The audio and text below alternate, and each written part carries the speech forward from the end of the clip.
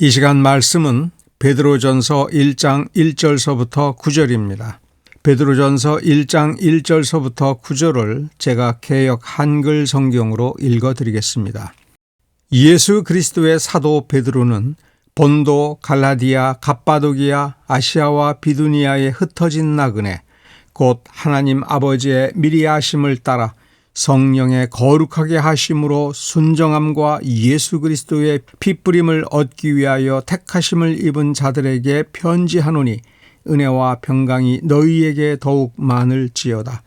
찬송하리로다. 우리 주 예수 그리스도의 아버지 하나님이 그 많으신 긍휼대로 예수 그리스도의 죽은 자 가운데서 부활하심으로 말미암아 우리를 거듭나게 하사 산 소망이 있게 하시며 썩지 않고 더럽지 않고 쇠하지 아니하는 기업을 있게 하시나니 곧 너희를 위하여 하늘에 간직하신 것이라.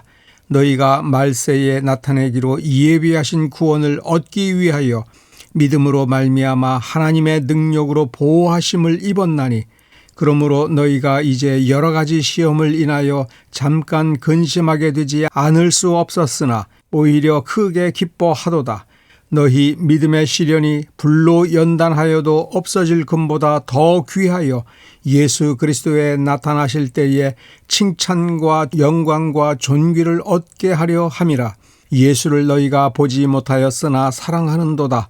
이제도 보지 못하나 믿고 말할 수 없는 영광스러운 즐거움으로 기뻐하니 믿음의 결국 곧 영혼의 구원을 받음이라. 아멘. 여러분의 가슴 속에는 소망이 있습니까? 여러분들의 가슴 속에 있는 간절한 소망은 어떤 소망입니까? 그 소망은 어디서부터 왔습니까? 오늘 우리가 읽은 본문의 3절에 매우 중요한 문구가 들어가 있습니다. 부활하심으로 말미암아 우리를 거듭나게 하사 산 소망이 있게 하시며. 기독교인들이 이 땅 위에서 살아갈 때 불신자를 포함하여 타 종교를 가진 사람들과 비교할 때 매우 중요한 현실적인 차이점은 소망, 살아있는 소망이 있는 그 사람으로서 살아가는 것입니다. 베드로전서 1장 1절서부터 9절을 대하면서 우리는 우리의 가슴 속에, 우리의 삶 속에 살아있는, 죽은 소망이 아니라 살아있는 소망이 있느냐라고 우리는 묻지 아니할 수가 없습니다. 예수 그리스도께서 부활하심으로 말미암아 우리 속에 하나님께로부터 왔고 하나님께 관련되어 있으며, 또한 본문에서 우리에게 얘기하는 것처럼 우리가 천국에 갔을 때 우리에게 일어날 그 어떤 우리의 상태와 혹은 우리가 받을 상급과 관련된 살아있는 소망이 지금 우리에게 있느냐 하는 것입니다. 부활의 산 소망을 가지고 살아가는 사람들은 오늘 어떤 모습으로 살아가야 되는가? 오늘 본문은 우리에게 그 점을 지적해 주면서 우리가 지금 어떤 상태로, 어떤 마음가짐으로 살아가고 있는가를 묻는 것입니다. 베드로전서 1장 1절과 2절에서 가장 기본적으로 우리가 염두에 두어야 될 문구를 이렇게 정리할 수가 있습니다. 이 땅 위에 흩어진 나그네, 파벌 혹은 그룹을 형성하지 않고 흩어져서 외롭게 인생을 살아가는 나그네다. 그런 나그네는 은혜와 평강이 너희에게 더욱 많을지어다 라고 베드로가 축원할 때, 장차 너희들에게는 은혜와 평강이 많이 임하기를 내가 바란다. 즉 은혜와 평강은 우리의 지금 살아가면서 누리는 것이 아니라 이 세상이 아닌 다른 곳에서 누리게 될 거니 그때 은혜와 평강을 많이 누려라 라고 하는 것인가? 많을지어다 라고 축복기도 한 것처럼 보이지만 무엇보다도 중요한 것은 하나님의 은혜와 평강이라고 하는 것은 지금 우리가 이 땅 위에서 많이 누려야 된다 하는 것입니다. 지금 누리고 있느냐? 더욱 많아지기를 원한다. 그렇습니다. 이 땅에 흩어져 사는 나그네인 우리는 하나님의 많은 은혜와 많은 평강, 그 은혜와 평강을 누려야 되는 것입니다. 하나님께서 우리에게 은혜와 평강을 주시고 또한 사도 베드로가 언급한 것처럼 더욱 많은 은혜와 평강이 우리 앞에 준비되어 있다면 오늘 우리의 삶은 어떤 삶이 되어야 될 것인가? 진정 우리는 소망이 있는 삶을 살고 있는가? 어리석게 살고 있는 것은 아닌가 생각해보지 아니할 수가 없습니다. 실제로 있었던 사건 중에 상당히 어이없는 사건들이 있습니다. 가난하게 살다가 굶어 죽거나 얼어 죽은 사람이 있습니다. 3가지 사례를 찾아보았습니다. 2000년대 초 대략 한 20년쯤 전에 헝가리의 에우제니아 마르티노비치라는 노 부인이 굶주림과 추위로 사망했습니다.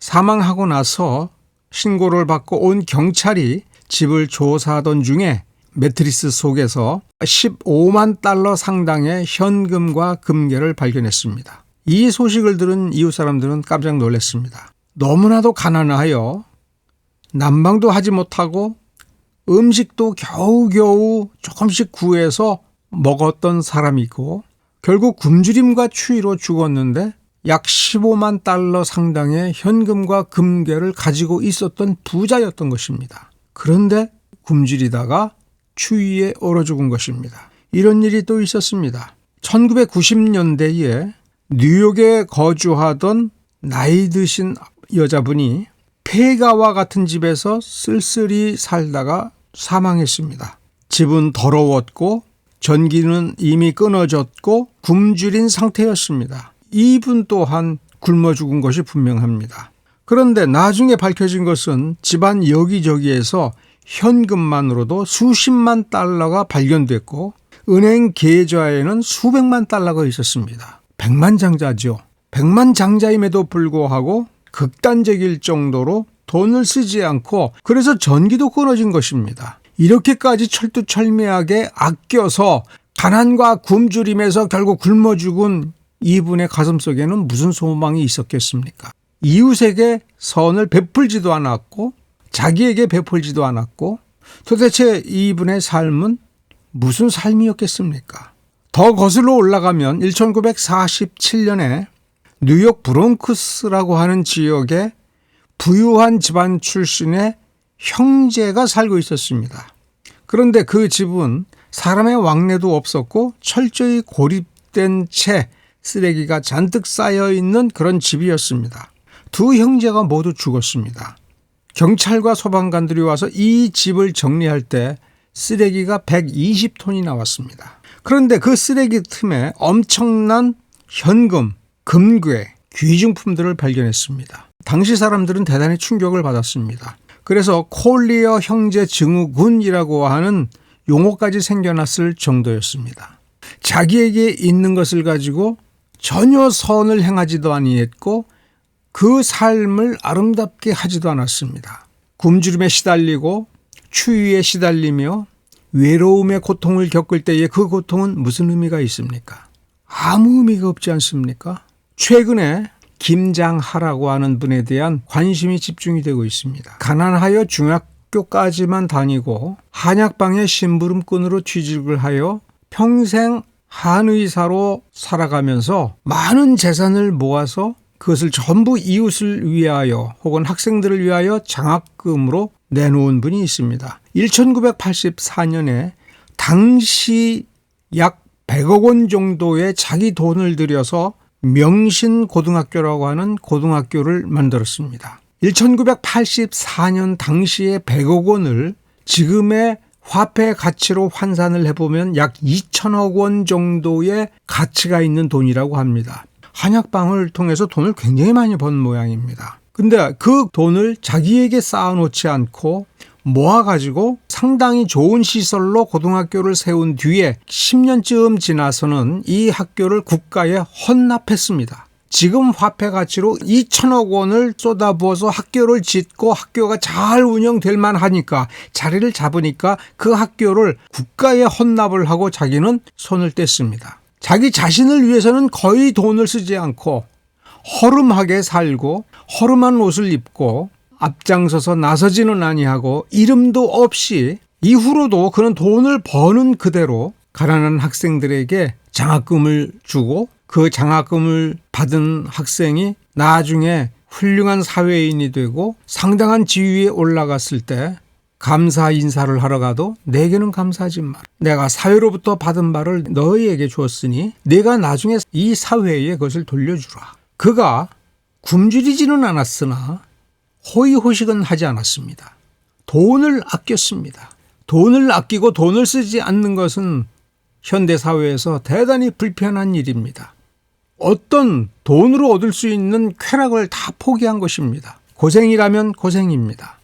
평생 이렇게 가난한 자처럼 살면서 최대한의 돈을 모으고 학교를 지어주고 머리는 좋은데 돈이 없어서 공부를 못하는 사람들 대학원까지 공부를 마칠 수 있도록 아무 대가도 구하지 않고 도와줄 때에 고생스럽겠지요.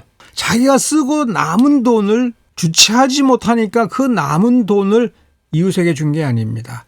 이웃에게 베풀기 위해서 학생들을 좋은 교육을 받을 수 있도록 하기 위하여 가난한 자처럼 살면서 온갖 고생을 많이 한 것이지요.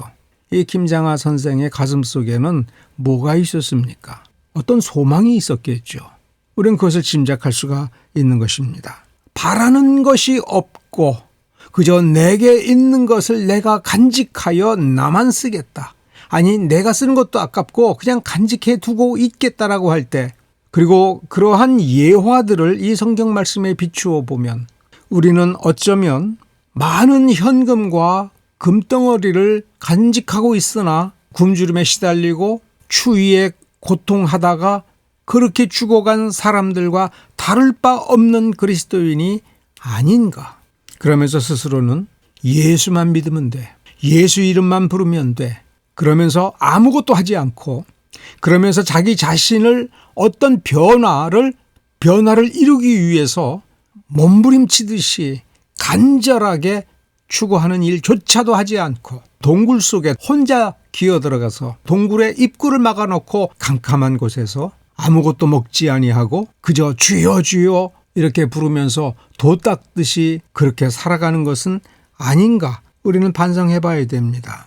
소아시아의 여러 곳에 흩어져 살고 있는 나그네, 그들은 어떤 사람인가? 이 세상에 흩어져서 외롭게 살아가고 있는 우리 신자는 누구인가? 베드로는 분명히 자각을 시켜줍니다. 이 땅 위에 흩어져 있는 나그네인 신자는 어떤 존재인가? 성령의 거룩하심으로 순종함과 예수 그리스도의 핏부림을 얻기 위하여라고 쓰고 있습니다. 성령의 거룩하게 하심으로 말미암는 순종, 경건한 순종이죠. 하나님의 말씀에 대한 순종이죠. 이런 순종의 삶을 살기 위하여라는 얘기입니다. 예수 그리스도의 피 뿌리심으로 말미암아 거룩하게 됨을 위하여. 2절에 있는 이 말, 성령의 거룩하게 하심으로 순종함과 예수 그리스도의 피 뿌림을 얻기 위하라는 이 말을 잘 보면 우리가 일반적으로 느끼는 것과는 순서가 바뀐 말입니다. 베드로가 바울처럼 논리적이지 못해서 뒤죽박죽으로 쓴 거라는 상상은 조금도 하지 말기를 바랍니다. 하나님께서 은혜를 주어서 그가 깨우쳐서 진리를 알고 진실을 알기에 정확하게 쓴 것이다라고 본다면 구속의 공로, 구속을 받았기 때문에 순종하는 것이 아니라 예수 그리스도의 핏부림을 얻기 위하여 우리는 믿어야 되는데, 이 믿음, 참된 믿음, 예수 그리스도의 구속의 공로를 힘입도록 만드는 이 믿음은 어디서부터 온 것이냐? 성령의 거룩하게 하심으로 말미암아 주어진 믿음, 구원 얻는 믿음. 그렇습니다. 믿음이 순종인 것입니다. 하나님의 말씀에 대한 순종이고, 그 순종하여 믿음으로 고백하니 예수 그리스도의 피 뿌리심을 얻게 된 것입니다. 이렇게 된 일들이 어떻게, 바로 우리가 이 땅 위에 존재하고 우리가 이 땅 위에서 성령의 역사로 말미암아 믿음이 생기고 성령의 역사로 말미암아 믿고 고백하니 예수 그리스도의 피 뿌리심이 임하여 우리가 속죄를 받았다라고 하는 이 사실, 역사적 사실 이전에 미리 영원 전부터 아시고 우리를 사랑하시고, 그래서 그 사랑하심 때문에 지금 이 땅 위에서 우리가 구원함을 받고 구원의 길을 살며 하나님 나라를 위한 경건과 거룩의 길을 걸어가고 있는 우리는 매우 특별한 존재라고 베드로는 선언하고 있는 것입니다. 그러므로 우리는 찬송해야 됩니다. 우리가 지금 찬양해야 됩니다. 무엇에도 불구하고요, 우리가 이 땅 위에 흩어져 외롭게 천국으로 걸어가는 거룩한 삶을 살아가는 우리는 지금 이 땅 위에서 핍박을 받고 이 땅 위에서 고통을 겪고 이 땅 위에서 우리 자신을 내려놓는 삶을 순종적으로 살아가야 되는 존재인 우리는 비록 현실에서 고통을 당하고 가난을 겪으며 따돌림을 당하고 외로움을 당할 때라도 우리는 찬송해야 되는 것입니다. 우리를 거듭나게 하셨습니다. 새 생명을 갖게 되고 산소망이 있게 하셨기 때문에, 그래서 우리는 지금 산소망을 가지고 있는 사람들입니다. 천국에 가서 그곳에서 상급을 받고 기업을 얻고 영원히 복된 삶을 살 수 있다라고 하는 그 산소망을 지금 이 땅 위에서 품고 있는 것입니다. 나이가 가난하니 아무것도 없다고 생각해서는 안 됩니다. 무엇인가가 있습니다. 그것을 갈고 닦아서 탁월하게 해야 됩니다. 그리고 우리가 더 늦기 전에 이웃을 위해서 이것을 사용해야 됩니다. 선한 일을 하면서 그것이 타인이 유익이 되고 악한 사람들에게 손해가 될 때라면 우리는 우리 자신을 내려놓으면서 그 손해를, 나 자신이 겪는 손해를 감수해야 되는 겁니다. 그래서 우리는 이렇게 물어봐야 됩니다. 내가 무엇을 하였는가? 오래 지속적으로 남아있을 수 있는 선한 어떤 열매들을 맺는 데에 우리가 무엇을 했는가를 생각해 봐야 됩니다. 약한 자들을 찾아가서 그를 강하게 하기 위하여 내가 수고했는가? 내가 모은 돈을 썼는가? 우리가 어떤 제도를 만들어 두었는가? 헤어날 수 없는 가난에서 벗어나도록 우리가 무엇을 해 주었는가? 하나님을 찬양할 수 있도록 하기 위하여 무엇을 했는가? 이 사회를 더욱 밝고 희망이 있게 만들어주는 그 무엇을 했는가를 우리는 반성해 봐야 됩니다. 예수의 이름을 고백하는 사람이 많다고 해서 사회가 복음화가 되는 것이 아닙니다. 예수의 방식대로, 하나님의 원리대로 공평과 정의가 실현되도록 하고 선한 혜택을 많이 보게 만들 때에 그 사회는 복음화가 되는 겁니다. 이것이 초대교회의 원리이며 신약 성경에서 가르치는 원리인 겁니다. 그런데 오늘날 한국교회가 무엇을 자랑합니까? 우리가 얼마나 많은 사람이 모였으며 얼마나 많은 헌금이 매주 거치고 있고 이만큼 교회 사이즈가 커졌다, 건물을 샀다, 땅을 샀다, 이런 것을 자랑하지 않습니까? 신자가 무엇을 자랑합니까? 예수 믿었더니 자식이 잘 된다, 돈 많이 번다, 좋은 직장 갔다. 우리가 이런 것을 이런 식으로 자랑한다면 무속과 다를 것이 없습니다. 구절에서 구원을 얘기할 때 어떤 구원인가를 다시 우리는 생각해 봐야 됩니다. 지금 예수 믿었으니 지금 죽어도 천국 간다, 이렇게 생각하지 말라고 5절과 9절에서 우리에게 얘기해 줍니다. 구원은 언제 나타나느냐? 5절은 뭐라고 쓰고 있습니까? 구원이 언제 나타나요? 말세에 나타난다.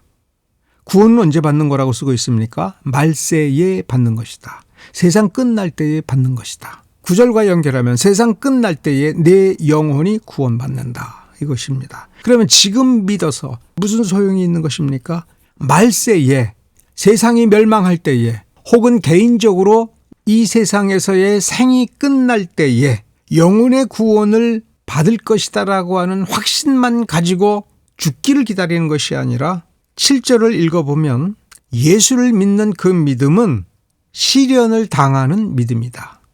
믿었기 때문에 시련을 당한다. 이것은 단지 로마 제국의 박해만을 가리킨다고 우리는 생각해서는 안 됩니다. 믿지 않는 권력가들이 믿는 우리를 단지 예수를 믿는다는 그 이유 하나로 핍박을 하는 그러한 박해만을 가리키는 것이 아니다라고 하는 것을 우리는 깨달아야 됩니다. 마태복음 5장서부터 산상수훈이라고 하는 그곳에서부터 가르치는 진리가 무엇입니까? 의를 위하여 핍박을 받는 것, 의를 세우고 정의를 똑바로 세우고 공평함을 이루고 차별 없는 세상을 이루고 가난한 자들이 가난하다는 이유 때문에 불편과 고통을 당하는 그것을 바로잡기 위하여 수고하면서 당하는 미움을 가리킵니다.